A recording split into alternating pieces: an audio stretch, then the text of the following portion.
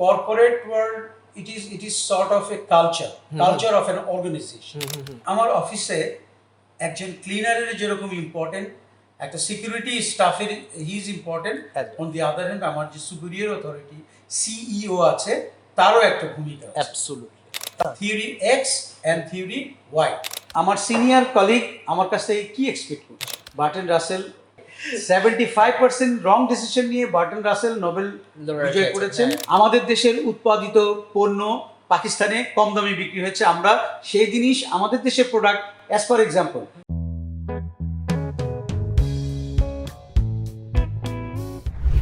Profit নাকি planning, corporate ওয়ার্ল্ডে দুটো বিষয় খুবই সিগনিফিকেন্স রাখে। আমরা যখন কর্পোরেট ওয়ার্ল্ডে কাজ করি, এই দুটো বিষয়ের মধ্যে যখন আমাদের ব্যালেন্সিংটা হয়, তখনই আমাদের কর্পোরেট কালচারটা আরো বেশি ভালো হয়। এবং আজকের এই পডকাস্টের প্রথম পর্বটা, দি সাউদার্ন থটসের পডকাস্টের প্রথম পর্বটিতে আমরা স্পিকার হিসেবে যাকে পাচ্ছি, উনি এই বিষয়গুলো নিয়ে খুবই সুনিপুণভাবে কথা বলেছেন। আমাদের সাথে আছেন একে মুজিবুর রহমান। উনি ভিপি হিসেবে একটি প্রাইভেট কমার্শিয়াল ব্যাংকে কর্মরত। ঢাকা ইউনিভার্সিটি থেকে সাইকোলজির উপরে অনার্স কমপ্লিট করার পরে 1989-এ উনি উনার চাকরি জীবনটা শুরু করেন একটি প্রাইভেট কমার্শিয়াল ব্যাংকে প্রবেশনারি অফিসার হিসেবে। ইভেনচুয়ালি 30 ইয়ার্স কাটানোর পরে উনি বর্তমানে যেখানে কর্মরত আছেন সেখানে উনি ভিপি হিসেবে জয়েন করেন।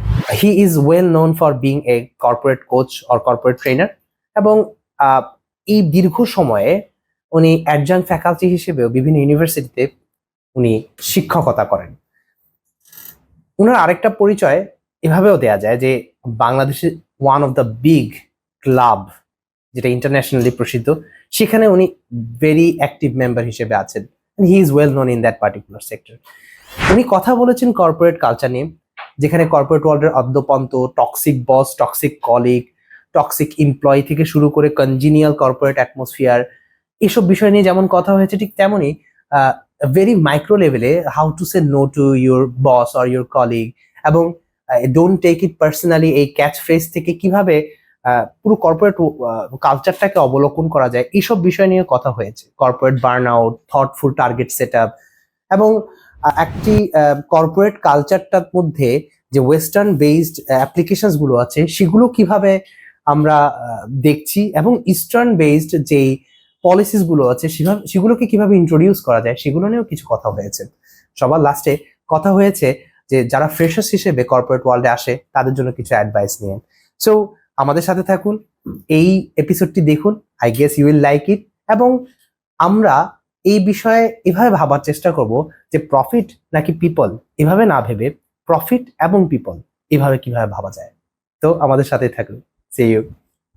আচ্ছা, ধরেন আপনিও তো একটা মানে অনেক কর্পোরেশনস বা অনেক ইনস্টিটিউট দেখছেন লাইফে, and you have work in many places, মানে ইউ আর ব্লেসেড আলহামদুলিল্লাহ, যে অলমোস্ট ধরেন কত 40 ইয়ার্স, প্রায় 40 ইয়ার্সের মতো you have working in various sectors. Mostly sir financial ইনস্টিটিউশনে আপনি ছিলেন, অ্যান্ড আমিও আপনার মতোই আপনি আপনার মতো মেন্টর পেয়েছি, আমি আপনার সাথেই আছি ফাইন্যান্সিয়াল সেক্টরসগুলোতে।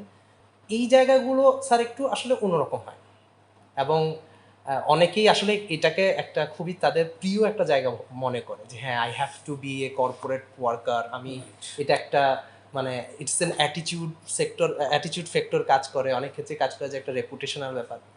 অনেক এক্সপেকটেশনস নিয়ে অনেক ফ্রেশার্স বেরোচ্ছে, এবং তাদের এক্সপেকটেশনসটা ইভেনচুয়ালি দেখা যায় যে অনেক ক্ষেত্রে কিছুটা একটু নড়বড়ে হয়ে যায়, ফল ডাউন হয়, because of many things. They are not in a position to reach the targeted goal. একদম। So consequently frustrated হয়ে যায়। এটা হতেই পারে, বাট এগেইন ফ্রাস্ট্রেশন থেকে যে আবার ফিরে আসা যাবে না, কামব্যাক করা যাবে, এটা তো নট গিভেন। হ্যাঁ, সেটা হতেই পারে। It is depending upon the determination as well as the environment given by the authority. Absolutely. As well as value and the family culture. Absolutely. And the corporate culture, the main theme of the discussion. So all these things all together একজন কর্মীকে, একজন পার্সনকে একটা টার্গেটে পৌঁছতে সহযোগিতা। Absolutely, একদম। এই জায়গাতে কিন্তু আপনি যে ফ্যাক্টরগুলো বলেন, অনেক ধরনের ফ্যাক্টরই আসলে তার জীবনে কাজ করে, কিন্তু আমরা যদি ধরেন ছেঁকে এনে ছোট একটা ফ্যাক্টর ধরি, অলতো এটা মানে অনেক ক্ষেত্রে দেখা গেল যে একটু হয়তো রেশিয়াল প্রোফাইলিং এর মতো শোনাবে যে আমরা একটা কেন এটাকে সেগ্রেগেট করতেছি, but this is a huge issue এবং অনেকে এটা নিয়ে আসলে অ্যাড্রেস করছে না বলে আমার ধারণা। তো এই যে কর্পোরেট কালচারটা অনেকাংশে দেখা গেল যে আমি বললাম যে একজন ফ্রেশার্স ঢুকছে, সে ঢুকে কিন্তু অনেক ক্ষেত্রে দেখছে যে না আমি পারছি না কেন, আমি যে এক্সপেকটেশন নিয়ে আসলাম হচ্ছে না কেন। দেখা যায় যে তার আমি যাদের সাথে কথা বলেছি অনেকে বলছে আই হ্যাভ এ টক্সিক বস, হতে পারে। এবং it is actually a very মানে কমপ্লিকেটেড থিং অনেক ক্ষেত্রে। আমার কাছে সবসময় একটা প্রশ্ন জাগতো, যেটা আমি হয়তো আপনাকে ইনফর্মালি অনেকবার জিজ্ঞেস করেছি, যে how do you handle a toxic boss if there is any toxic box. বা আপনি 40 বছরের মতো একটা কর্পোরেট লাইফে কাটিয়ে এসেছেন, obviously you have some experience and some sayings. absolutely. Well, যেটা একটু আগে বলছিলাম যে একজন পার্সন, একজন কর্মী তার কিছু গোল নিয়ে সে কাজ করে। তো আমরা কর্পোরেট ওয়ার্ল্ড বলতে কি বুঝি সেটাকে একটু যদি ক্লিয়ার করতে চাই, corporate world it is sort of a culture of an organisation. এটা কর্পোরেট কালচার বলতে পারি বা আমাদের সংস্কৃতি বলতে পারি, Absolutely. এটা ওয়ার্কিং এনভায়রনমেন্ট বলতে পারি একদম। তো অ্যাকচুয়ালি যেই প্রতিষ্ঠানগুলো কর্পোরেট কালচারটাকে প্র্যাকটিস করে, সবগুলো প্রতিষ্ঠানের ব্যাক ইন মাইন্ড তাদের একটা টার্গেট থাকে টু গেট সাম গেইন, তারা কোনো প্রফিট করতে চায়। অ্যাবসলিউটলি। ওয়েল, এই প্রফিটটার মধ্যে দুই ধরনের কতগুলো ভ্যালুস কাজ করে। আমি প্রফিট করব উইদাউট মেইনটেইনিং এনি নর্মস। আমার আচ্ছা। টার্গেট থাকবে আমি প্রফিটই করব, আচ্ছা, লেফট এন্ড রাইট আমি দেখবো না। জাস্ট ওই প্রফিটটা করব। অ্যাবসলিউটলি। আবার কিছু অর্গানাইজেশন আছে, আমি প্রফিট করব, at the same time I will render some services, value add করবো, রাইট? value add করব। I will satisfy all the segment যেগুলো স্টেক হোল্ডার আছে। একটা প্রতিষ্ঠানের অনেকগুলো স্টেক হোল্ডার থাকতে পারে, একদম। সেই স্টেক হোল্ডারদেরকে সবাইকে হ্যাপি করে আমি যদি আমার অবজেক্টিভটা সবাইকে হ্যাপি করে আমি যদি অবজেক্টিভে পৌঁছাতে পারি, দ্যাট ইজ বেটার। অ্যাবসলিউটলি। তাহলে এখানে যদি আমি এই কর্পোরেট কালচারটাকে দুভাবে ভাগ করতে চাই, একজনের হচ্ছে বাই হুক অ্যান্ড ক্রুক তার টার্গেটে রিচ করা, হ্যাঁ। তার প্রফিটটাকে এনশিওর করা। হ্যাঁ। আর একটা গ্রুপ হচ্ছে যে তারা প্রফিটও করবে, তার সাথে যারা রিলেটেড আছে, স্টেক হোল্ডার আছে, হ্যাঁ। তাদের সবাইকে হ্যাপিও করবে। আচ্ছা। এই হ্যাপিনেসটা ডিপেন্ড করবে, এই হ্যাপিনেসটা আসবে within his colleagues, within his co-worker, within the superior authority, as well as the যারা তার সঙ্গে কোয়ার্কার আছে আচ্ছা। তারা। এখন অনেকের কাছে মনে হতে পারে it is a very difficult task to satisfy each and every. Well, I do agree with this proposal. সবাইকে ইকুয়ালি স্যাটিসফাই করা যায় না, এবং প্রত্যেকটা ইন্ডিভিজুয়ালের একটা আলাদা সত্তা আছে। এই সত্তাটাকে কাজে লাগাতে হবে উইথ রেসপেক্ট, একদম উইথ এফেকশন। এই জায়গাটায় রেসপেক্ট, এফেকশন যে সে ছোট, অ্যাজ ফর এক্সাম্পল আমার অফিসে একজন ক্লিনারের যেরকম ইম্পর্টেন্ট, একটা সিকিউরিটি স্টাফের he is important, on the other hand আমার যে সুপিরিয়র অথরিটি সিইও আছে তারও একটা ভূমিকা আছে। অ্যাবসলিউটলি। তাহলে আমি যে কোনো একটা পর্যায়ে থাকি না কেন কোম্পানির, আমার ওই ক্লিনারকেও রেসপেক্ট করার জায়গা আছে। হি or she can contribute to the company according to their ability. তো এইটা কে বুঝবে? হ্যাঁ।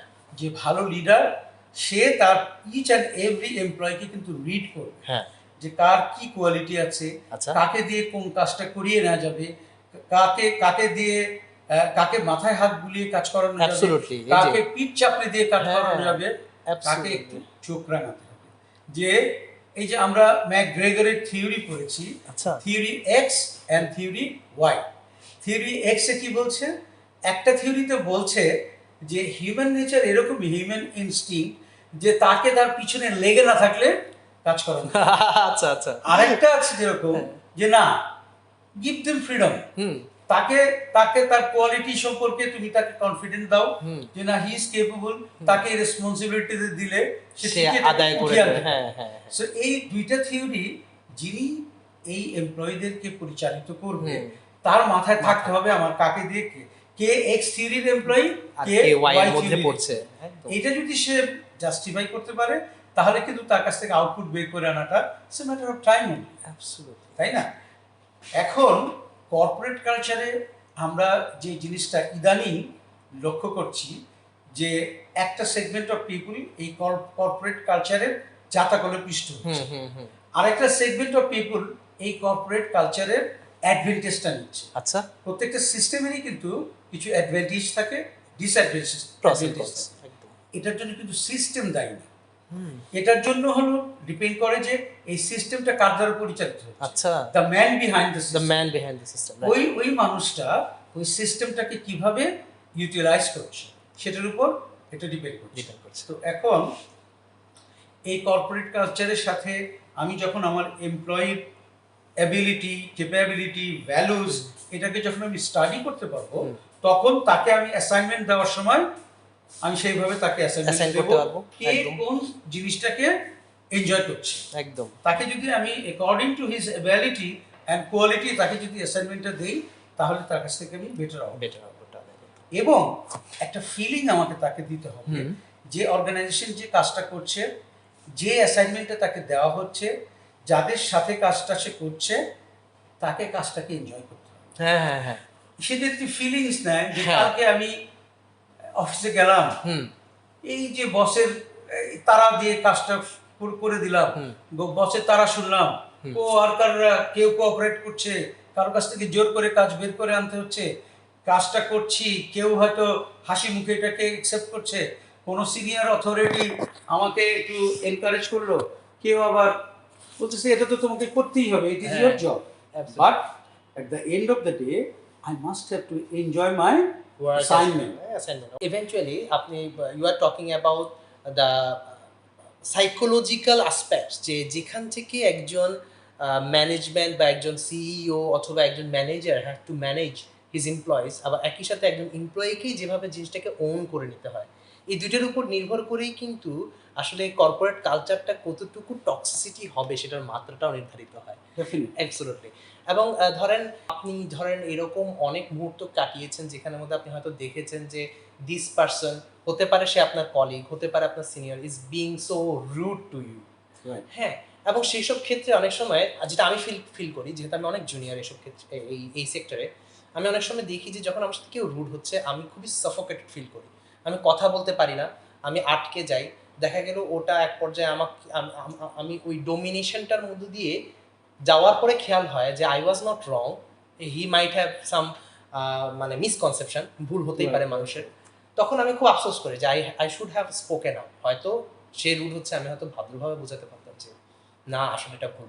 তাহলে এই ক্ষেত্রে না কিভাবে বলা? I got your point.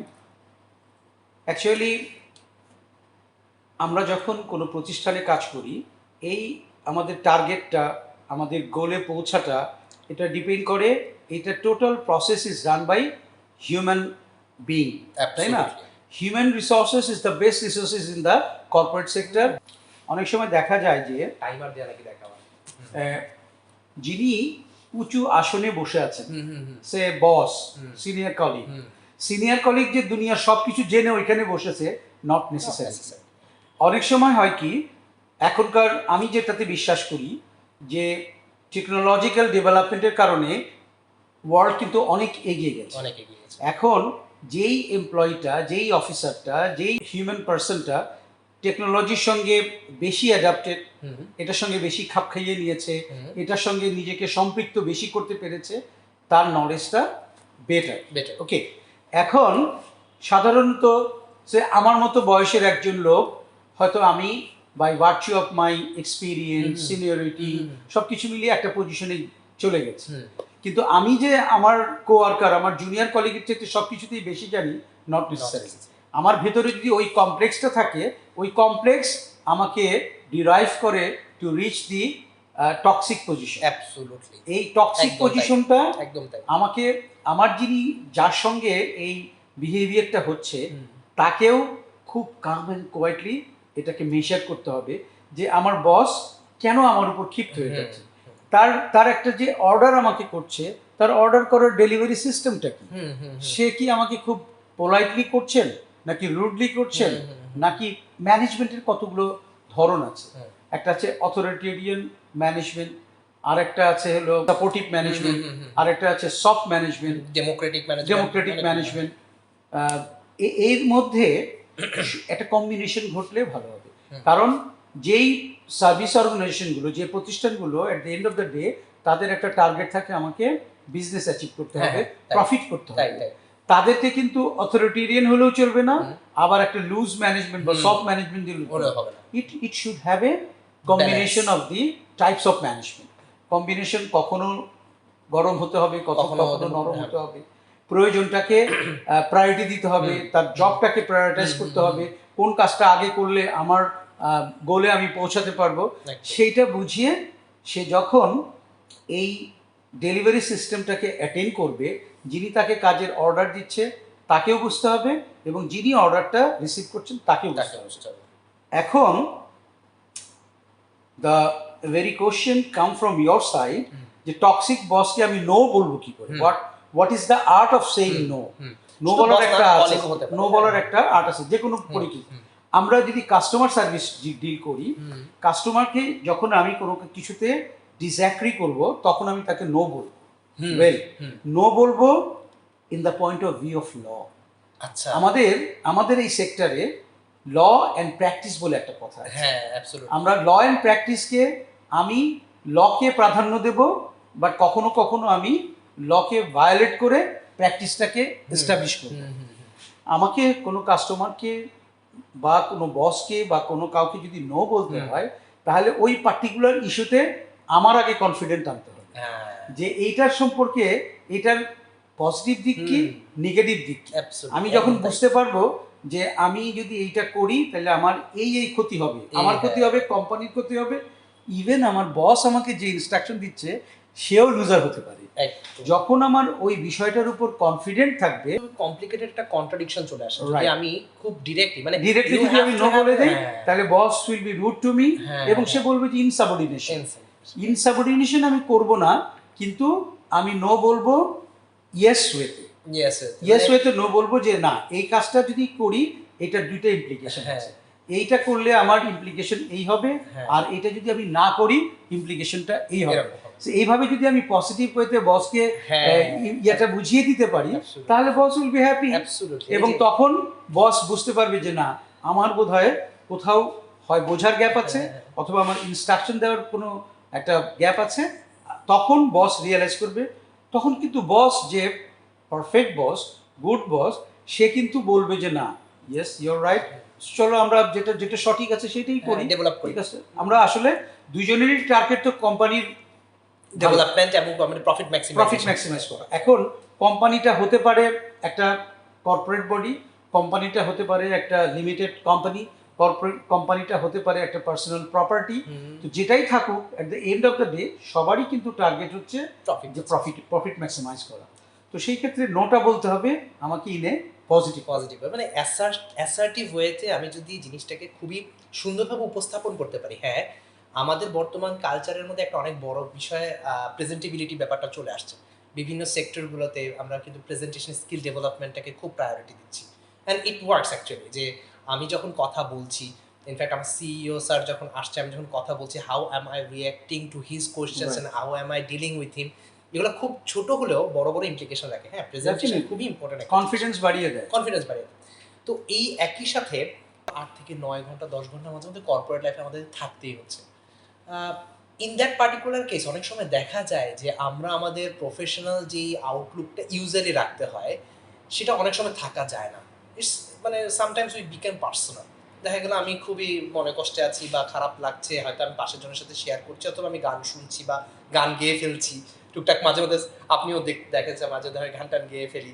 তো ওই সময়টাতে হয় কি, একটু পার্সোনাল জায়গা থেকেও প্রফেশনালিজমটাকে মেনটেন করে কিন্তু আসলে বিহেভ করাই যায়। তখন সেই ক্ষেত্রে অনেক সময় হয়ে যায় কি, আসলে we should take something personally, because আমি পজিটিভলি বলছি, মানে পার্সোনালি আসলে যদি আমরা মিলেমিশে থাকতে পারি একটা প্রফেশনাল আউটলুকের মাধ্যমে, our mind is the goals, যে আমরা একটা গোল আছে কিন্তু আমরা পার্সোনালি মিলেমিশে থাকছি, সেই ক্ষেত্রে আমি ডোন্ট টেক ইট পার্সোনালি ব্যাপারটা নিতে পারি।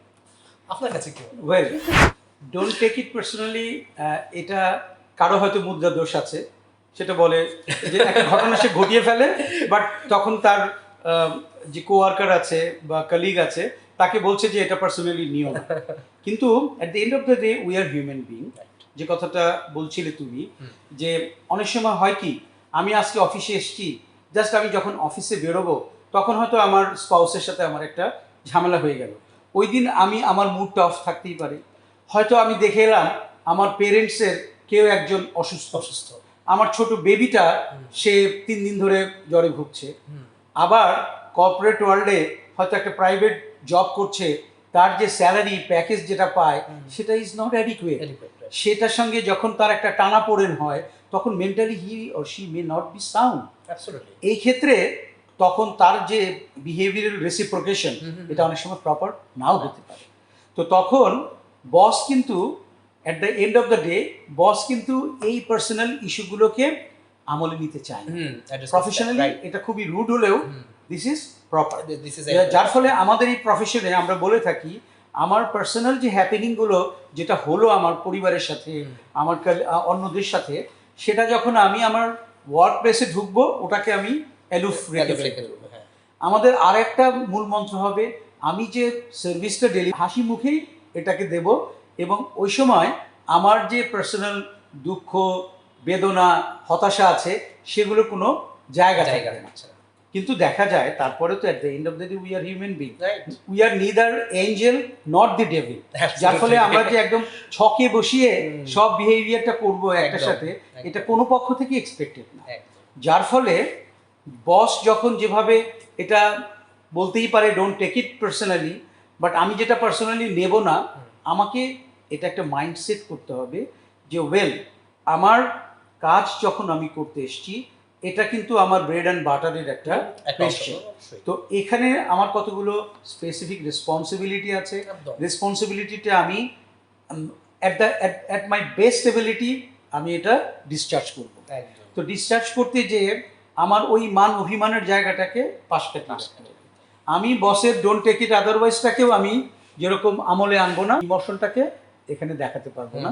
ইমোশন না দেখিয়ে আমার যেটা রেসপন্সিবিলিটি আছে আমি হিউমার করব, আমি এনজয় করব, আমি আমার বসকে হ্যাপি করার চেষ্টা করব ইন মাই ওন ওয়ে। এখানে কিন্তু অনেকেরই অনেক রকমের একটা ইউনিক ওয়ে আছে to make his boss, to make his superior authority happy, তার মতো করে সে করবে। তবে উভয় পক্ষের একটা জিনিস রিড করতে হবে যে আমার সিনিয়র কলিগ আমার কাছ থেকে কী এক্সপেক্ট করছে, আর আমার বস তাকে একটা জিনিস খেয়াল করতে হবে আমি যাকে একটা ইনস্ট্রাকশন দিচ্ছি তার অ্যাবিলিটিটা কতটুকু।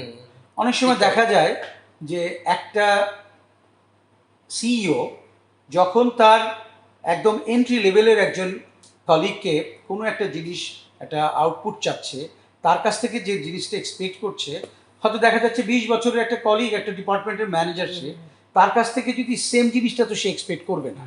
কিন্তু আমাদের সিনিয়রদের, আমাদের এই দেশের কালচারে সিনিয়রদের দেখা যাচ্ছে যে সে তার 20 বছরের পুরনো একজন কলিগকে যে ইনস্ট্রাকশন দিল, 2 বছর আগে যিনি জয়েন করেছেন তার কাছে সিমিলার একটা জিনিস এক্সপেক্ট করছে।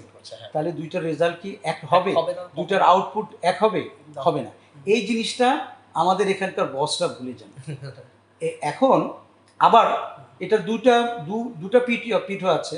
দেখা যাচ্ছে যে 20 বছরের এক্সপিরিয়েন্স কলিগ যেই পয়েন্টগুলোকে কভার করেছে, নতুন কলিগটা সেটা কভার করেনি, কিন্তু নতুন কলিগ কিছু কিছু ইনোভেটিভ আইডিয়াস দিয়েছে যেটা হয়তো এক্সপিরিয়েন্স কলিগের কাছে নাই।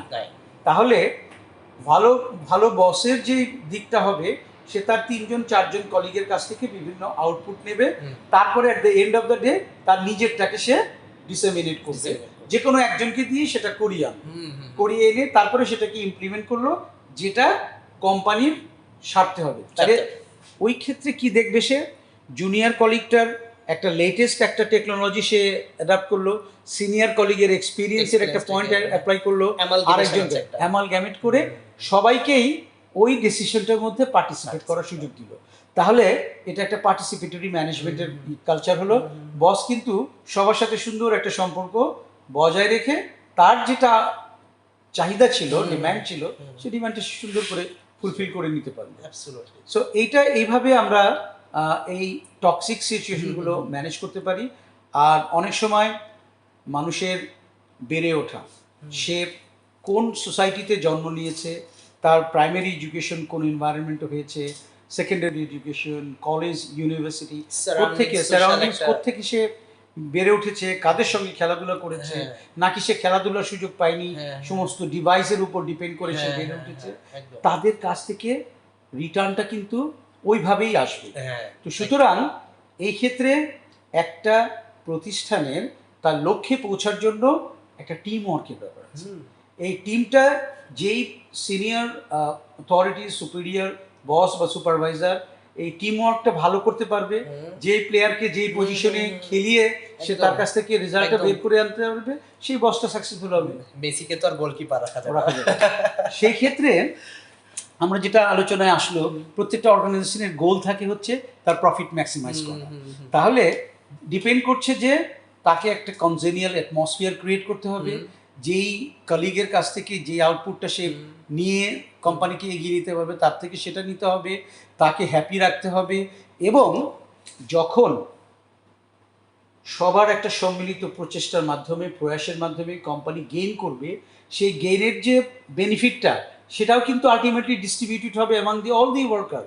বস হয়তো তার রেশিও অনুযায়ী পাবে, তার অন্য কলিগরা তাদের স্ট্যাটাস অনুযায়ী পাবে, বাট দেখা গেল যে 3টা bonus at the end of the day সবাই পেল।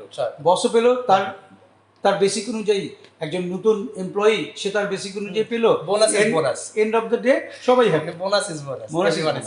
হ্যাঁ, তো সুতরাং এই পয়েন্টগুলো যদি আমরা আমাদের কর্মক্ষেত্রে রাখতে পারি, তাহলে একটা এনজয়েবল সিচুয়েশন, একটা পার্টিসিপেটরি ম্যানেজমেন্ট, একটা যেটাকে বলে বেনেভলেন্ট সোসাইটির একটা আউটপুট, সেটা আমরা পেতে পারি, এবং at the end of the day আমরা আমাদের লক্ষ্যে পৌঁছানোটা ইজি হয়ে যায়। স্যার, অ্যাবিলিটি থেকে মনে পড়লো যে মানে people are not all people are the same, তাদের অ্যাবিলিটিটাও ভিন্ন রকম হয়। দেখা গেল যে আমরা যখন যার অ্যাবিলিটি অনুযায়ী, ইউ টোল্ড আস অলরেডি যে আমাকে বুঝতে হবে যে কার অ্যাবিলিটি কতটুকু এবং সেই অনুযায়ী তাকে অ্যাসাইনমেন্ট দিতে হবে। বাট রিসেন্ট কিছু রিসার্চে বের হয়েছে যেটাকে অনেকে বলছে হাসেল কালচার বা বার্ন আউট কালচার, যেখানে এমনভাবে কর্পোরেট গোলগুলোকে সেট করা হচ্ছে which is above the ability of the particular employee. তখন সে ওই টার্গেটটা সে অ্যাচিভ করার জন্য উঠে পড়ে লেগে যায়। এখানে আবার অনেক কিছু আছে যে সাইকোলজিক্যাল বিভিন্ন কগনিটিভ রিজনেন্স কাজ করে। যেমন সে ধরে রেখেছে যে সে ফ্রেশারদের হিসেবে বলি, সে নতুন চাকরিতে এসেছে, তার সাকসেস খুব গুরুত্বপূর্ণ, কারণ তার সাকসেস হলে সে হ্যাপি হবে, এরকম একটা সে চিন্তাভাবনা রাখে, যেটার আবার একটা টার্মিনোলজি আছে, সেটাকে বলা হয় সাকসেস হ্যাপিনেস ফ্যালাসি। এই ফ্যালাসির মধ্যেও সে কিন্তু আটকে পড়ছে, ফলে এই হাসেল কালচার এবং তার যে এক্সপেকটেশন, বিশাল বড় গ্যাপ হচ্ছে। তখন সে তার টার্গেট অ্যাচিভ করার জন্য বার্ন আউট হয়ে যাচ্ছে, সে হাসেল করতে করতে তার প্রোডাক্টিভিটি বার্ন আউট হয়ে যাচ্ছে। দিন শেষে এমন অনেক ইনসিডেন্টস আছে যে সুইসাইডাল কেস হয়। এই ক্ষেত্রে আমি হ্যাপিনেস কথাটা দিয়ে শুরু করি। Happiness is a very subjective terminology. আমি ইউনিভার্সিটি পড়ার সময় বার্টন রাসেলের একটা বই পড়েছিলাম, the very name of that book was happiness. এই হ্যাপিনেস বইয়ের মধ্যে বার্টন রাসেল তার নিজের জীবনের একটা এক্সপিরিয়েন্স শেয়ার করেছিলেন। Burton Rasel was a Nobel laureate. He was a number one literate person in the world in that period. তার সাকসেসের শেষ নেই, কিন্তু উনি একটা কথা বলেছিলেন যে উনি জীবনে যতগুলো সিদ্ধান্ত নিয়েছেন, যতগুলো ডিসিশন নিয়েছেন, তার এই টোটাল সাকসেসের out of those decision 75% was wrong. তাই 75% রং ডিসিশন নিয়ে বার্টন রাসেল নোবেল বিজয় করেছেন, এবং তিনি তার অনেক গুণগ্রাহী ছিলেন, অনেক ইয়ে ছিলেন। তো এই হ্যাপিনেসের পেছনে যদি আমরা অন্ধের মতো দৌড়াই, তাহলে কিন্তু আমাদের ওই যে হাসেল হবে, বার্ন আউট হবে, ইত্যাদি ইত্যাদি হবে। এখানে আমাদের ইন্টেলেকচুয়াল অ্যাবিলিটিটাকে, জাজমেন্টটাকে অ্যাপ্লাই করতে হবে। রাইট, ডেফিনেটলি আমি যখন আমার ক্যারিয়ারের প্রথম দিকে থাকবো, আমার একটা টার্গেট থাকবে, আমার সুপিরিয়রকে, আমার কলিগদেরকে হ্যাপি করা। তারা যখন আমাদেরকে একটা টার্গেট ওরিয়েন্টেড জবে আমরা থাকবো, আমাদের একটা টার্গেট দেবে, সেই টার্গেটটাকে অ্যাচিভ করাকে, ওই এমপ্লয়িকে একটা জিনিস জাজমেন্ট করতে হবে, so what is his absorbance capacity. হ্যাঁ তো তার যদি ক্যাপাসিটির বাইরে যদি সে পারফর্ম করতে যায় তাহলে একটা যদি ওই যে ব্রেকডাউন হয়ে যাবে, নার্ভাস ব্রেকডাউন হতে পারে, বার্ন আউট হয়ে যেতে পারে, ওভার স্ট্রেস, ওভারওয়ার্ক থেকে স্ট্রেস হয়ে যাবে, ওভার স্ট্রেস হয়ে যাবে। তখন তো তার কাছ থেকে কোম্পানি যে জিনিসটা পাওয়ার কথা ছিল সেটা পাবে না। তাহলে ক্ষতি হবে দুই দিকে। একদিকে ক্ষতি হবে ওই এমপ্লয়িটি পার্সোনালি সে ডিস্ট্রয় হয়ে যাবে, আর তা কোনো এমপ্লয়ার চায় না যে তার এমপ্লয়ি ট্রেন্চ আউট হোক, সে এমপ্লয়ি চলে যাক, সে এমপ্লয়ি বাধাগ্রস্ত হোক, এটা কিন্তু কোনো এমপ্লয়ার, ভালো এমপ্লয়ার চায় না। তো দুইজনের যদি আমরা পজিটিভ দিকটাকে বিবেচনা করি, তখন তাকে যখন আমি টার্গেট ফিক্স আপ করবো, target should be logical. Absolutely 100-এর জায়গায় তো 150 হতে পারে, 120 হতে পারে। তো একটা ছেলে যখন 100% অ্যাবিলিটি তার আছে, সেখানে সে অনেক প্রচেষ্টা করে 120% করলো, নেক্সট ইয়ারে তার টার্গেটটা বাড়িয়ে 150% করবে, হ্যাঁ তাই তখন তার জন্য মোর দেন ডিফিকাল্ট হয়ে যায়। তখন যখন সে তার সমস্ত 8 ঘন্টার জবটাকে 12 ঘন্টায় নিয়ে সেটা সে অ্যাচিভও করে দিল তার ক্যারিয়ারটাকে মজবুত করার জন্য, তার উপর আরেকটা অন্যায্য টার্গেট 200, তখনই কিন্তু ওই সুইসাইডাল কেস হয়ে যায় তখন। তো সুতরাং যখন আমি দুইটা পয়েন্ট অফ ভিউতেই আমাকে বিচার করতে হবে, সাইকোলজিক্যাল পয়েন্ট অফ ভিউ, মানুষের হিউম্যান কোয়ালিটি, এবং আমি যে তার কাছ থেকে যে জিনিসটাকে এক্সপেক্ট করছি সেই জিনিসটা আমাকে বেটার রেজাল্ট কতক্ষণ পর্যন্ত দেবে। অপটিমাম ইউটিলাইজেশন বলে একটা কথা আছে, যে তার অ্যাবজর্বেন্স কোয়ালিটি, ক্যাপাসিটি এবং কতটুকু সে অপটিমাম ইউটিলাইজ করতে পারবে। তো সেইটা যদি আমরা জাজমেন্ট করে তারপরে তাকে অ্যাসাইনমেন্টটা দিই, তাহলে আমি বেটার রেজাল্ট পাবো। হ্যাঁ, তারপরেও অনেক সময় কোম্পানি কি করে, তার যখন দুর্যোগপূর্ণ অবস্থা আসে, তার যখন কিছু কম্পিটিটর তার উপর প্রেশার ক্রিয়েট করে, তখন ওই জায়গাটা থেকে বেরিয়ে আসার জন্য কখনো কখনো টার্গেটটাকে একটু বাড়িয়ে দিতে হয়। তো তখন যিনি তাকে এমপ্লয়ার তাকে যখন টার্গেটটা বাড়িয়ে দেবে, তারও একটা গোল থাকবে বা ডিমান্ড থাকবে, জাস্টিফায়েবল। আর যিনি এটা রিসিভ করছেন, এটাকে অ্যাচিভ করবেন, ক্যারি করছে, তাকে বলতে হবে যে না, আমার কোম্পানি তো সবসময় আমাকে এটা বলে না, আজকে কোম্পানি একটা ডিফিকাল্ট সিচুয়েশনে পড়েছে, সুতরাং তাকে আমি একটু সাপোর্ট করি। তখন কিন্তু উইন উইন একটা সিচুয়েশন, উইন উইন সিচুয়েশনটাকে যদি আমরা এনশিওর করতে পারি, তাহলে আমাদের গোল অ্যাচিভ করাটা ইজি হয়ে যায়। তারপরে যখন কোম্পানি আবার তার নিজস্ব পেসে চলে আসবে, তখন কিন্তু তার টার্গেটটাকে কমিয়ে দেবে। এবং মাল্টিন্যাশনাল কোম্পানিগুলোর কতগুলো পজিটিভ পয়েন্ট আছে, কতগুলো নেগেটিভ পয়েন্ট আছে। যেরকম পজিটিভ পয়েন্ট হচ্ছে যে ওরা একজন এমপ্লয়িকে যেমন খাটিয়ে নেয় তেমন অনারিয়ামও দেখে। তো তখন ওই অনারিয়ামটাকে জাস্টিফাই করার জন্য ওই এমপ্লয়ি তার পারফরমেন্সটাকে বাড়িয়ে দেয়, এটা একটা পজিটিভ দিক। আরেকটা হচ্ছে ভালো কোম্পানিগুলো, যারা কর্পোরেট বডি, ভালো কোম্পানি, তারা শুধুমাত্র তাদের ওই রেমুনারেশনই বাড়িয়ে দিচ্ছে না, তার জন্য বিনোদনের জন্য তাকে বিদেশে ট্যুর দিচ্ছে, একটা ভালো অ্যাচিভমেন্টের জন্য তাকে একটা এক্সট্রা অ্যাওয়ার্ড দিচ্ছে, তাকে কোম্পানির মান্থলি ডিনারে তাকে একটু রিওয়ার্ডেড করে সবার সাথে আলাদা করে মোটিভেশন দিচ্ছে, সার্টিফিকেশন দিচ্ছে, হয়তো সেখানে খরচ বেশি নাই কিন্তু তাকে অনার করলো। তো এইগুলোর টু সাম রেজাল্ট তাকে যেরকম সম্মানিত করে, উৎসাহিত করে, কোম্পানিটাকে বেনিফিট দেয়। ঠিক তাই। অন দি আদার হ্যান্ড, কিছু কোম্পানি আছে যে তাকে আগে তৈরি করবে না, তার পেছনে ট্রেনিংও খরচ করবে না, তার কাছ থেকে তাকে একটা এমপ্লয়মেন্ট দেওয়ার পরেই তার কাছ থেকে একটা বেটার রেজাল্ট এক্সপেক্ট করবে।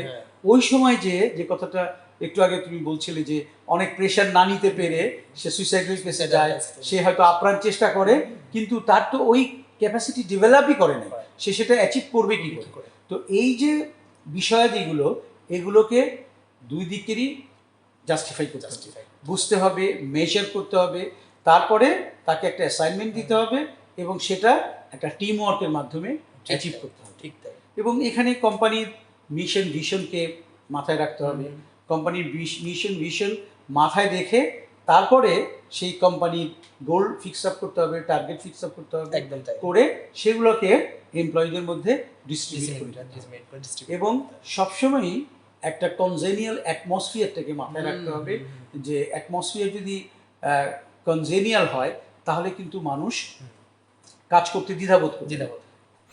ম্যানেজারিয়াল এক্সপিরিয়েন্স আমার কয়েক টার্মে আছে, তা আমি দেখতাম যে আমাদের ইউজুয়াল ওয়ার্কিং আওয়ার যতটা ছিল, কখনো কখনো আমাদের ইউজুয়াল ওয়ার্কিং আওয়ারের বাইরে কাজ করতে হয়। হ্যাঁ। তো এখন আমি আমার কোনো কলিগকে কখনোই প্রেশার ক্রিয়েট করি নাই, you are suppose to stay.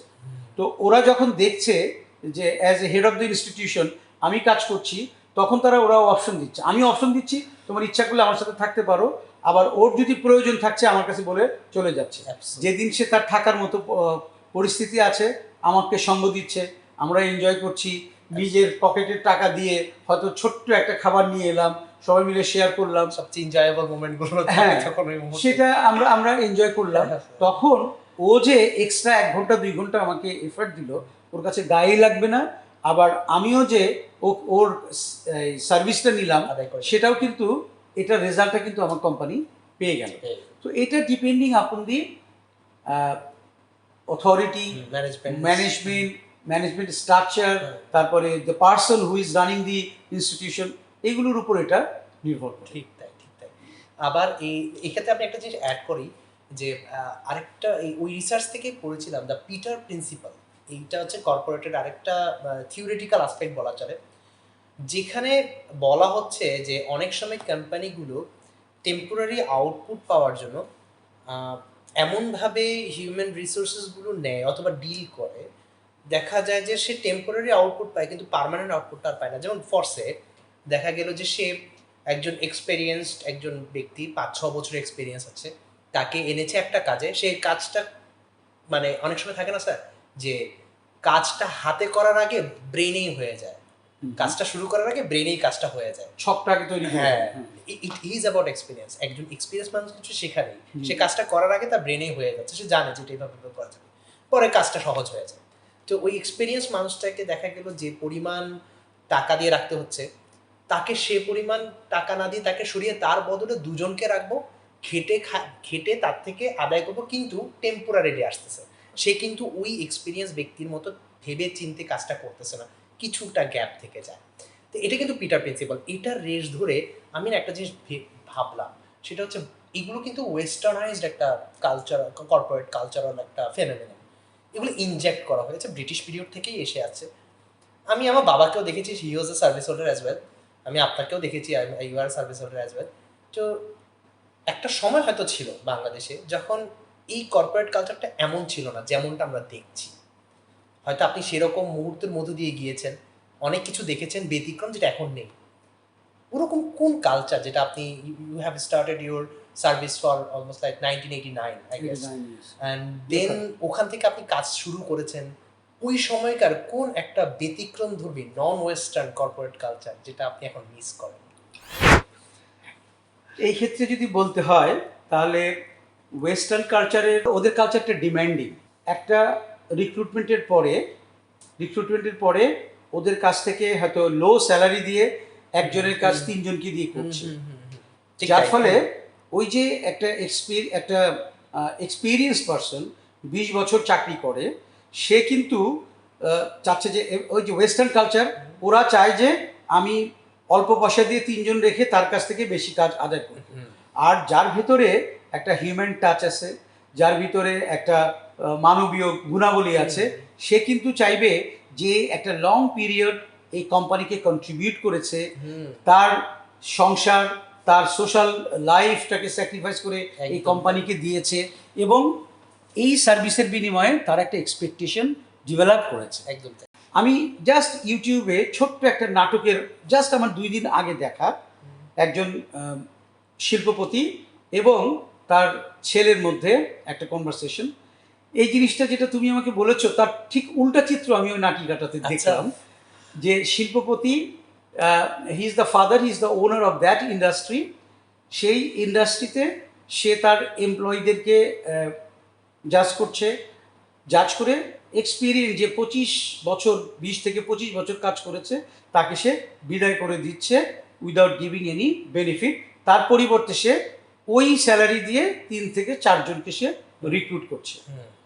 তখন কিন্তু তার এই বাইরে পড়াশোনা করে আসা ছেলেটা যে বাবার কোম্পানিতে হাল ধরবে, সে বাবার সাথে আর্গু করছে। আচ্ছা, সো বাবা, যেই জিনিসটা তুমি করছো, তুমি যেই তোমার একজন সিনিয়র এমপ্লয়িকে তুমি যে আজকে বিদায় করে দিতে চাচ্ছ আচ্ছা। উইদাউট গিভিং হিম সাবস্টেন্সিয়াল অ্যামাউন্ট, যেটা দিয়ে সে সোসাইটিতে আবার মাথা উঁচু করে থাকতে পারবে, আচ্ছা। তাকে তুমি সেটাও দিতে পারছো না। অন দি আদার হ্যান্ড তুমি তাকে বিদায় করে দিচ্ছ। আচ্ছা। তো এইটার মধ্যে বোধহয় তোমার একটা সেকেন্ড থট দাও। হুম। যেহেতু ছেলেটা বাইরে পড়াশোনা করেছে, একটা ধনাঢ্য পরিবারে বেড়ে উঠেছে, সে বাবার সাথে আর্গুমেন্ট করছে ইন এ পজিটিভ ওয়ে। একটু আগে যে কথাটা তোমাকে বলছিলাম, নো বলতে হবে ইয়েস টোনে। হ্যাঁ, সেই ছেলেটা বাবার সাথে আর্গুমেন্ট করছে but in a positive. Positive ওয়েতে। হ্যাঁ। তারপরে সে ছেলেটা বাবার কাছে যখন দেখলো বাবা বলছে না এটা আমি আমার কোম্পানির, তো আমি এটা চ্যারিটেবল অর্গানাইজেশন না, this is a company, at the end of the day I need profit. Profits, right. কিন্তু ছেলে বলছে যে তুমি প্রফিট করবে, প্রফিটটা মাথায় থাকবে, কিন্তু তোমার এমপ্লয়ির যে পিস, হ্যাপিনেস এবং তার জব স্যাটিসফ্যাকশনটাকে মাথায় রেখেই তার করতে হবে। সে এন্ড রেজাল্ট ছেলেটা কি করলো, বাবার কাছ থেকে উইদাউট টেকিং এনি পেনি সে তার ভাগ্যান্বেষণে বেরিয়ে গেল। আচ্ছা। বেরিয়ে যে সে কি করলো, সে ছোট কাজ করলো, ফুটপাতে সে চা নিয়ে একটা বিস্কিট দিয়ে নাস্তা খাচ্ছে, করে করে সে রিয়েলাইজ করলো যে লাইফটা কতটা টাফ। আমি যে পড়াশোনা করে এসেছি আমি এটাকে ফেস করতে পারি কিভাবে। একটা পর্যায়ে after few days, 10-15 days, after 10-15 days তার ফোন করলো বাবা যে হোয়াট অ্যাবাউট ইউ, তুমি চলে গেলে, তোমার সাথে কোনো চেক বই নাই, কোনো ক্রেডিট কার্ড নাই, কোনো ডেবিট কার্ড নাই, তুমি কোনো জামা কাপড় নাওনি, কিছু নাওনি, তোমার মা তোমার জন্য অস্থির।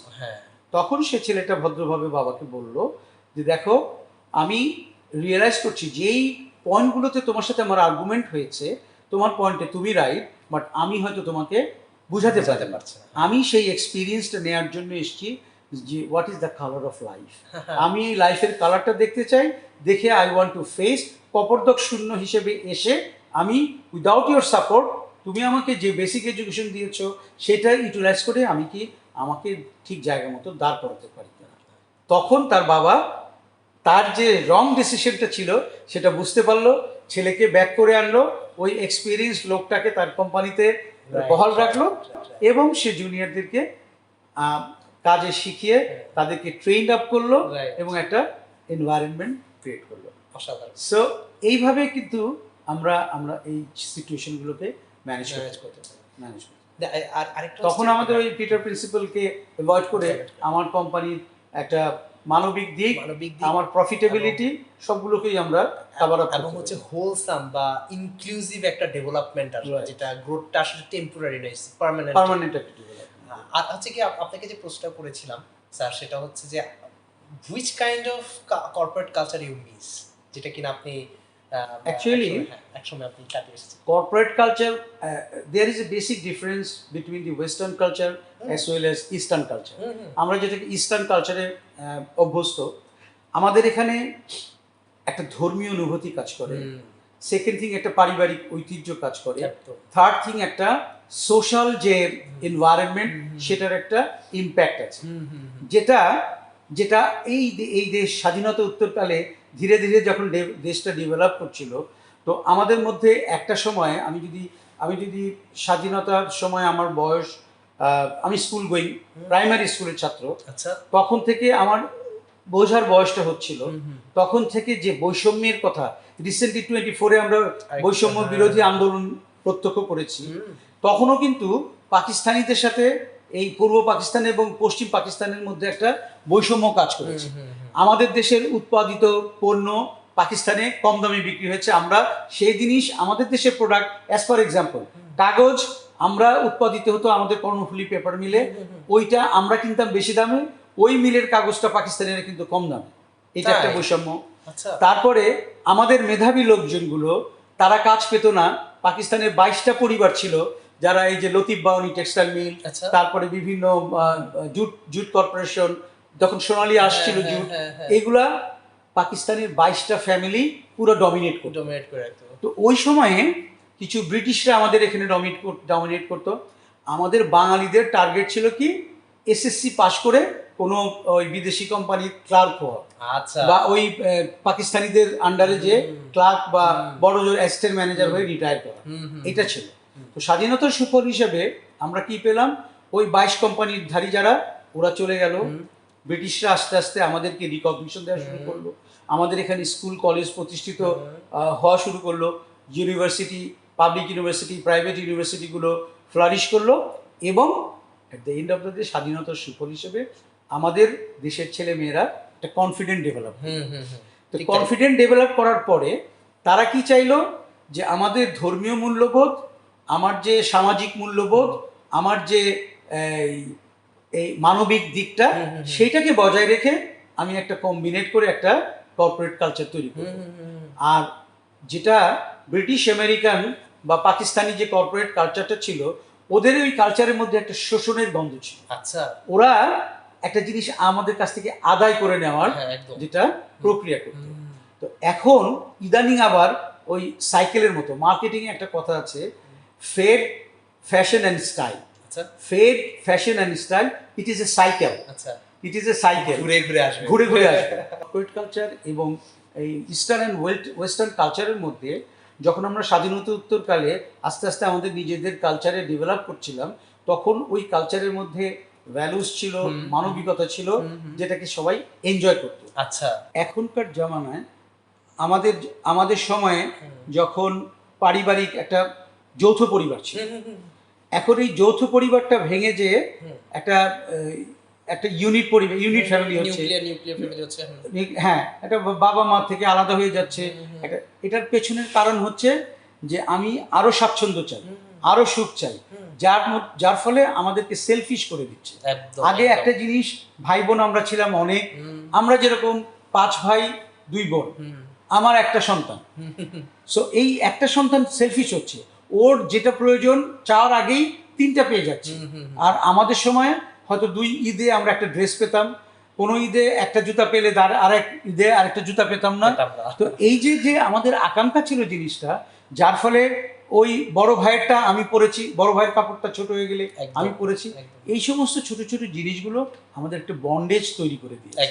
আর এখন আমার একটা ছেলে চাওয়ার আগে সবকিছু পেয়ে যাচ্ছে, he or she is becoming selfish. এটা একটা। আরেকটা হচ্ছে যে আগে সুখ স্বাচ্ছন্দ্যের এত ডিভাইস ছিল না। আগে আমার হাতে সেলফোন ছিল না, আমার বাসায় এয়ার কন্ডিশনার ছিল না, আমি ডাইনিং টেবিলে বসে খেতাম না, মাদুরে বসে দস্তরখান বিছিয়ে খেতাম। তো ওইখানে আমি যেভাবে বেড়ে উঠেছি, আমার আন্তরিকতার ছোঁয়াটা বেশি ছিল। আরেকটা জিনিস হচ্ছে যে আমার ফিনান্সিয়াল ক্যাপাসিটি অ্যান্ড এবিলিটি যতটা বাড়ছে, আমি কি করছি, আগে আমি ফ্রি প্রাইমারি স্কুলে পড়েছি গ্রামের, আর আমার সন্তান একটা কিন্ডারগার্টেন দিয়ে শুরু করেছে। আমি একটা গ্রামের ফ্রি প্রাইমারি স্কুল থেকে গ্রামের হাই স্কুলে পড়েছি। আমি দেখা গেছে যে একটা স্পঞ্জের স্যান্ডেল পরে গেছি, আর আমার ছেলে হয়তো 5 জোড়া জুতা তার আছে, 5 দিন 5 জোড়া, এক জোড়া জুতা পড়েছে, স্কুল কলেজ ইউনিভার্সিটি যাচ্ছে। আমি হয়তো একটা পাবলিক বিশ্ববিদ্যালয়ে পড়েছি, আমার ছেলে প্রাইভেট বিশ্ববিদ্যালয়ে পড়েছে। আমি পাবলিক বিশ্ববিদ্যালয়ে পড়াশোনা করে আমি সেলফ মেড হতে চেয়েছি, আমি একটা জব অপরচুনিটি খুঁজেছি, করে নিজেকে আমি তৈরি করার চেষ্টা করেছি। আর আমি কি করছি, আমার সন্তানকে পড়াশোনা শেষ করে তাকে আমি বাইরে পাঠাচ্ছি। বাইরে যে ওই কালচারটাকে সে গ্রহণ করছে, ওইখানে যে সে সেলফিশ হচ্ছে। কোনো সন্তান দেশে ফিরছে, আর একটা পোর্শন দেশে আর ফিরছেই না। এখানে একটা ব্রেন ড্রেনের কথা আসছে, আর ওদেরকে আরো মেকানাইজড করে দিচ্ছে। আমার ছোটোখাটো কয়েকটা দেশ ভ্রমণের অভিজ্ঞতা আছে। আমি হয়তো হাইয়েস্ট 2 মাস ছিলাম ইউএসএতে। তো ওখানে আমি আমার অনেক বন্ধু বান্ধবকে দেখেছি। আমি ব্যাংকিংয়েরই একটা স্টাডি এক্সচেঞ্জ প্রোগ্রামে গিয়েছিলাম। ওখানে দেখেছি যে their life is so mechanised. ঘুম থেকে উঠছে, নিজে ব্রেকফাস্ট নিজে তৈরি করছে, সব কিছু করে আবার কাজে যাচ্ছে, 10 থেকে 12 ঘন্টা কাজ করে আসতেছে, এসে সে হয়তো আবার একটু টিভি দেখছে, তারপরে আবার ঘুমিয়ে যাচ্ছে, আবার সকালে সেম ইয়ার, কোনো ভেরিয়েশন নাই লাইফে। তো এইটা তাকে বেঁচে থাকার যে কঠিন একটা সংগ্রাম, তাকে সেলফিশ করে দিচ্ছে। এবং সে যেখানে কাজ করছে সেই প্রতিষ্ঠানটাও তার কাছ থেকে শুষে নিচ্ছে। তো এই যে শুষে নেওয়ার মধ্যে তার ভিতরে একটা ওই যে ওয়েস্টার্ন কর্পোরেট কালচার ডেভেলপ করছে, যেটা সে দেশে এসে যখন একটা সিইও হচ্ছে বা যে কোনো দায়িত্ব পাচ্ছে, তখন সেটাকে ওইটাই ইমপ্লিমেন্ট করতে চায়। এইটা মাঝে মাঝে এখন আমাদেরকে হোঁচট খেতে হয়, আমরা ওইভাবে তো ডেভেলপ করিনি। কারণ আমি এখন একটা এজেড এমপ্লয়ি হয়ে গেছি। এখন দেখা যাচ্ছে যে আমার সুপিরিয়র অথরিটি বয়সে ওরা হয়তো আমার চেয়ে কম আছে, এরকম আছে, ওনারা আমার কাছ থেকে বেশি কিছু এক্সপেক্ট করছে। যখনই আমি ওদের ডিমান্ড এবং আমার ক্যাপাসিটি তাল মেলাতে পারছি না, হয় আমাকে রিট্রেঞ্চ করছে অথবা আমাকে নিজের ইজ্জত নিয়ে সরে যেতে হচ্ছে। এখানে কিছু কনফ্লিক্ট কাজ করছে। এই কনফ্লিক্টটা এখন ডিপেন্ড করে যে ওই যে একটা কনজেনিয়াল অ্যাটমসফিয়ার যদি আমি তৈরি করতে পারি, সেটা তাহলে আমরা কনফ্লিক্টটাকে রেজুলেশন করতে পারি। একদম তাই, এটা একদম তাই।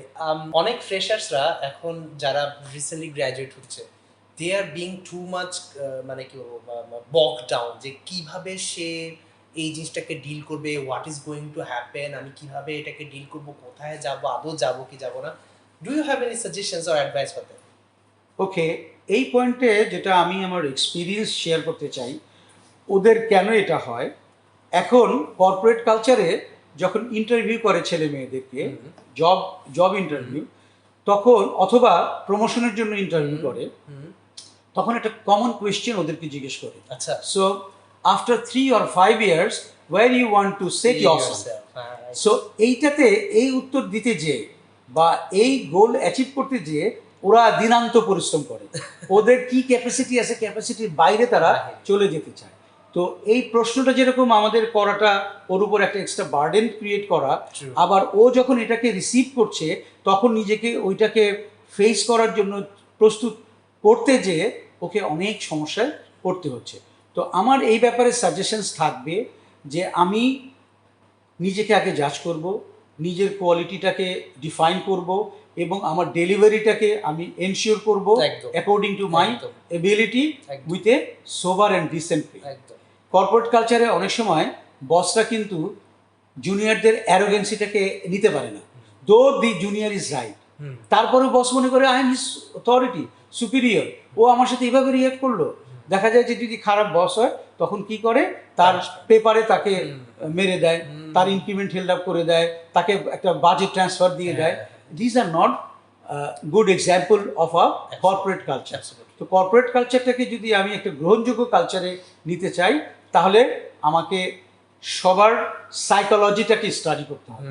এটা খুব ইম্পর্টেন্ট যে আমার সাথে যারা আমার কোয়ার্কার আছে তাদের ক্যাপাসিটি, তাদের অ্যাবিলিটি, তাদের মেন্টালিটি এবং তাদের এনভায়রনমেন্ট, তারা কোন এনভায়রনমেন্ট থেকে আসছে আর আমি তাকে কতটুকু এনভায়রনমেন্ট দিতে পারলাম, এর মধ্যে যদি কোনো গ্যাপ থাকে সেই গ্যাপটা আমি কিভাবে ফিল আপ করবো, সেটাও কিন্তু উভয় পক্ষে কনসাল্ট করে করা যেতে পারে। এই যে আমাদের জব পারফরমেন্স ইভ্যালুয়েট করার একটা সিস্টেম আছে, অন দি আদার হ্যান্ড এই অ্যানুয়াল কনফিডেন্সিয়াল রিপোর্টের সিস্টেমটাকে চেঞ্জ করে এখন অ্যানুয়াল পারফরমেন্স অ্যাপ্রেইজাল, যে আমি আমার ওয়ার্কারটাকে অ্যাপ্রেইজ করব, তার কোয়ালিটিটাকে আমি জাজ করব। এই অ্যাপ্রেইজাল সিস্টেমটা ডিপেন্ড করবে 1 to 1। তাকে প্যারামিটার দিব আমি 20টা বা 25টা, ওই প্যারামিটারে সে নিজেকে কোন পয়েন্টে বসাতে চায় এটা তাকে দিতে পারি। তারটা এবং তার ইমিডিয়েট সুপারভাইজার দুইজনে কনসাল্ট করে এটা লিখবে। তারপরে আমি ফাইনাল করব। ফাইনাল করার সময় তাকে আমি ইনভাইট করব যে this is your performance appraisal, তুমি এইভাবে ইভ্যালুয়েট করেছো, আমি তোমাকে বার্ড আই ভিউ থেকে দেখেছি তোমার সুপিরিয়র অথরিটিকে, আর তোমার যে ইমিডিয়েট সুপারভাইজার যে তোমাকে সারাক্ষণ গাইড করছে সে তোমাকে এইভাবে দেখেছে। সো এখন ফাইনালি আমার আফটার কনসালটেশন তোমাকে আমি এইটা মার্ক দিতে চাই, do you accept it, or তুমি ডিফার করতে পারো, অ্যাকসেপ্টও করতে পারো। তুমি যদি অ্যাকসেপ্ট করলা ইট ইজ ওকে, আমি এটা অথরিটির কাছে পাঠিয়ে দিলাম। আর তুমি যদি ডিফার করো লজিক দিয়ে তোমাকে ডিফার করতে হবে। Let's talk. এইটা হচ্ছে annual performance appraisal, and difference between the ACR and APA. তো এখনকার কালচার হচ্ছে এপিএটা নির্ভর।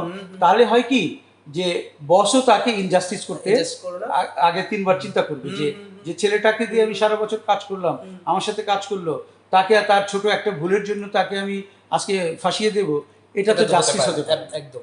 এবং এটা তার প্রতি যদি আমি ইনজাস্টিস করি আমার কোম্পানিটা কখনোই ভালো হবে। এটাকে সম্ভবত নেগেটিভ বায়াস বলে, নেগেটিভ বায়াস সাইকোলজি ভাষায়। আর এই ক্ষেত্রে আমি আমার একজন সিনিয়র কলিগের কথা বলি, হি ওয়াজ নন মুসলিম। উনি কিন্তু আমাদেরকে বলতেন যে তোমরা যখন কারো এপিএ লিখবে তখন একেবারে 100% জাস্টিস অ্যাপ্লাই করবে, 100% জাস্টিস। সে যদি 59 পাওয়ার যোগ্য হয় তাকে 60 দেবে, 58 দেবে না। কারণ কাল কিয়ামতের ময়দানে তুমি যদি হ্যাঁ। ধর্মে বিশ্বাস করো, হ্যাঁ। এই যে তুমি তার প্রতি ইনজাস্টিস করলা, একদম। সেটা তোমাকে কিয়ামতের ময়দানে এটার জন্য তোমাকে জবাব দিয়ে রাখবে, একদম। দো হি ওয়াজ নট এ মুসলিম। কিন্তু এই একদম কিয়ামত শব্দটা হিসেবে ব্যবহার করেছে যে কিয়ামতের দিনেও তোমাকে এটার জন্য জবাবদিহি করতে হবে। Listen, so listen. আমরা ডেফিনেটলি কর্পোরেট একটা ওয়ার্ল্ডে আমরা কাজ করব for benefit of the organisation, for the beneficial of the stakeholder, for the benefit of the coworker and the sponsor. সবার, যেটাকে আমি একটা কথা বলি আমার সব ক্লাস টিম agents, সিচুয়েশনে, যে আমাকে উইন উইন সিচুয়েশন ক্রিয়েট করতে হবে for all the stakeholder. এটা যদি আমি মাথায় রাখতে পারি তাহলে পারে আমার দ্বারা জাস্টিস হবে, আমার দ্বারা কনজেনিয়াল অ্যাটমসফিয়ার ক্রিয়েট করা হবে, আমার দ্বারা এনজয়েবল একটা ওয়ার্কিং এনভায়রনমেন্ট অফার করা সম্ভব হবে, এবং at the end of the day আমরা সুন্দর একটা পরিবেশে একটা পরিসমাপ্তির দিকে যেতে পারবো। একদম একদম। Thank you so much sir. আপনি মানে অবশ্যই সব সময়ের মতো মন্ত্রমুগ্ধের মতো শুনলাম। Thank you so my much. Pleasure for inviting me. আলোচনাটি ধৈর্য ধরে শোনার জন্য আপনাদের সকলকে ধন্যবাদ। আপনাদের মূল্যবান মন্তব্য কমেন্ট করে জানাবেন। আর দেখা হচ্ছে পরবর্তী এপিসোডে আরো অন্য কোনো বিষয় নিয়ে। See you.